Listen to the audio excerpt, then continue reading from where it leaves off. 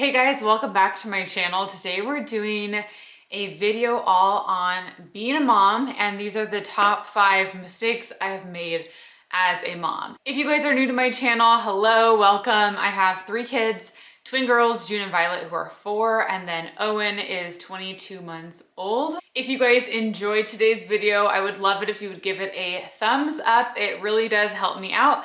And I would love to have you subscribe if you want to stick around my channel for a while. So in today's video, this is a collaboration with a bunch of moms here on YouTube.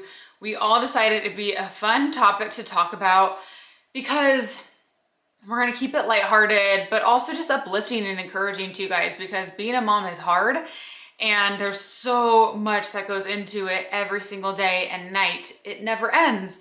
So I think it's important that we don't beat ourselves up about things that we did wrong in the past or things we regret we would have done differently, and just kind of keep pushing forward and just learning from our mistakes and learning from the past and just making each day better. So I hope you guys enjoy this video. I think it's gonna be kind of cathartic talking through some of these things. I wrote down some key points that I kind of learned along the way of being a mom, some things that I learned with my girls first that I have now applied differently towards Owen, and just things that I'm currently trying to get better at and grow in. So I'm excited to talk about this with you guys. So my first mistake that I made as a mom was to not trust my mom gut and to listen to the noise of everyone else. I think this is so important. We as moms have an inner voice, an inner gut telling us things that we need to watch out for, things that are good to do, things that we maybe shouldn't do, things that are probably not good for our kids, but maybe fine for your kids. And I think that we really need to channel that and listen to that gut. It's that feeling that you get when something's happening and only you know something's off, something's wrong. Listen to that inner voice that you have. I think too often we listen to everybody around us. We listen to our parents, our husband's parents, our friends who have kids, and we think, okay, well, they must know everything because they already have kids. Or we listen to social media. We listen to everyone else's opinions. And this is why I wanted to put this one first, because as I talk to you guys about whatever I've learned in the past, you need to take everything that anyone says to you about being a parent with a grain of salt, because every child is so different and every parent is so different. So there's not a rule book for everyone to follow. Everybody's situation and circumstance are so different. So I think that really makes it important that we as moms really trust our instincts and trust our intuition, and not think that we have to do everything according to what others are telling us. You know, social media is a great thing. I can't beat down social media too much because it is my job. But I think there is a good way to use it and a bad way to use it. And I think that when you start using it as a tool of comparison, that's when you gotta kind of check yourself and realize, okay, what I'm seeing is not my life. It's somebody else's life. I cannot compare my situation to theirs. You can always get inspiration from somebody else's life and maybe a little bit of encouragement or different ideas that you can apply to your own life. But don't discount what you're doing. Don't make it seem like what you're doing is bad. This comparison is a thief of joy, and it's so, so true. I completely fall into this trap all the time, and I have to realize, whoa, stop what you're doing. This is your life. You're living a great life. And who knows what's actually going on in this person's life? They're not the same, and they're never gonna be the same. So trust your gut. Okay, my second mistake that I made as a mom was thinking that my life is going to stay the same after I had kids. Oh, was I wrong? Okay, before I had the twins, I didn't think I was a control freak, but now looking back, I kind of was. I liked things a certain way. I liked our house a certain way, and we had a routine, and it was all great and dandy. And then when the girls came along, it threw me for a loop, both me and Andrew, and I was like, oh my gosh, there's stains everywhere. Everything's out of order. This isn't organized anymore. Like everything just kind of flipped upside down. Honestly, it took me a long time to get to where I'm at now, and it probably clicked like a year ago.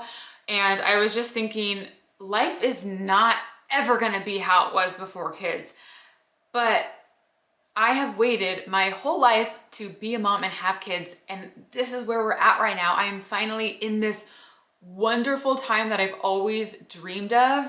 And why would I want to go back to that super clean and tidy house? You know what I mean? There wasn't all the joy in our house, and there wasn't all the fun. It was just not the same. So for me, it was realizing that I was kind of complaining a lot. I found myself, as I was cleaning up the dishes for the 100th time during the day, I would get bitter about it. And I'm like, oh my gosh, all I'm doing is cleaning. This doesn't end. So I really just had to switch my perspective, and I could just be sitting at the sink all day long, bitter and mad and frustrated, or I could just do it, get it done, and realize that it's not so bad. Like I wanted to be a mom, and look at all the good that comes with being a mom. Look at all the love that comes to your life.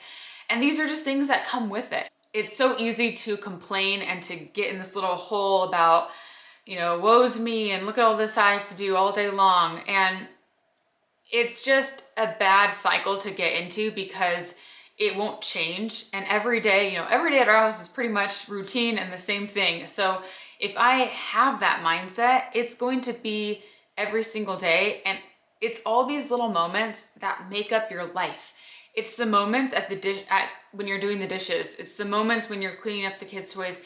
These are building your life. And so if you are upset in all these moments, then you're just creating an unhappy life for yourself. So I think a way to kind of catch yourself in these moments, try to stop yourself and think, okay, take a deep breath, take a minute and realize like there's two ways to handle this. You can be upset and annoyed that this isn't going according to your plan, or you can just embrace it, embrace the chaos sometimes, embrace the mess, because the mess will one day leave your house.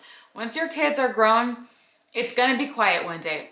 One day I'll get back to my super clean and organized house. That day is not today, but I'm so grateful that these are the times that we're living in right now, which leads me into my next mistake. And that is to hoping for another stage or another age. And I did this a lot with the girls when they were babies, and I'm just like, oh, I can't wait till they're out of diapers, or I can't wait until they're eating normal foods. I can't wait until I'm done with the bottles. You're always thinking of this stage is frustrating and I'm excited for the next stage. And the scary thing about that is when that stage is up, you will 100% look back on that time and wish you were a little more in the moment. Hoping for the future is just sucking you from your current state of life. So I think with Owen, I was so much better at just being in the moment, being present with him, because with the girls, yes, twins are a whole new ball game. Yes, twins are completely different. So with them, I really didn't have much time to enjoy it. I felt like I was just kind of getting through to get by and to survive. So it was like I had this chance to make up for it with Owen, and I got to nurse him and just be in the moment with him and really enjoy it. And it was really nice. I was seeing these things that I didn't get to appreciate with the girls. My next mistake is to let them be little. And I don't know if it's my Enneagram. I'm Enneagram type 1, if any of you guys can relate. I'm always trying to improve things. I'm always trying to make things better. And, I see it as good, but it's hard for me to relax because I'm always wanting to how can we do this more efficiently? How can we do this in a better way? The tricky thing about that as a mom is you're trying to teach them how to do all these things when sometimes it's best to just let them be kids, I think, okay, there's a fine line because yes, I want to teach, because our girls now are 4, so now they can do the stuff around the house. They'd like to do things independently and all that. So I think, yes, I can still teach them how to do things and, put their dishes away and raise them to be responsible girls and all of that. But at the same time, I need to not show my worries on my face when I'm with them, not show things that are stressing me to them.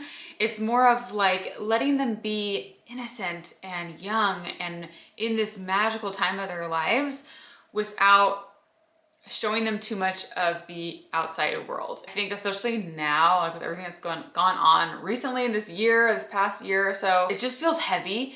And I think it's so important for me to not let them see that, because the girls especially, they really are in tune with how I'm feeling. They're very sensitive girls and they're emotional and they wear their heart on their sleeves, and you know when they're stressed and everything, they just show it all. And I know that I don't know how to hide things. Like if I'm upset, you'll see it. If I'm stressed, you'll see it, but they don't need to take on any stressors. I think it's my job as a parent, as their mom, to make this a really special time in their lives. I think too, sometimes, you think, oh, well, they're not gonna remember this, but they're remembering their relationship and their bond that they're creating with you. All of this is developing and it's all happening. So the safe space that you are creating for them in their home is staying with them. It's not like they're gonna forget this.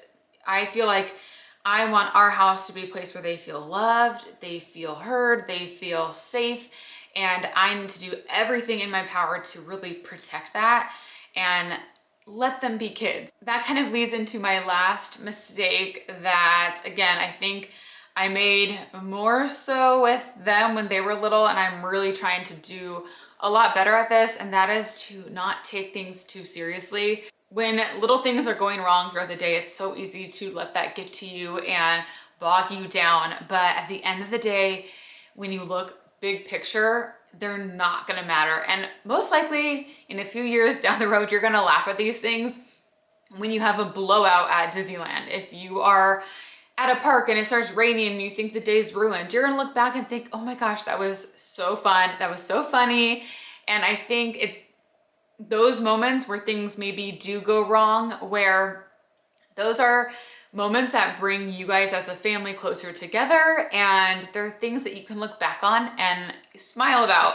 I'm trying to really channel this because we're going to Texas tomorrow to visit our family, and I could totally go into this completely stressed and have a ton of anxiety about being on the plane with 3 kids, and Owen is not gonna wanna sit down still at all. But I told Amber this morning, I was like, okay, this is our mantra.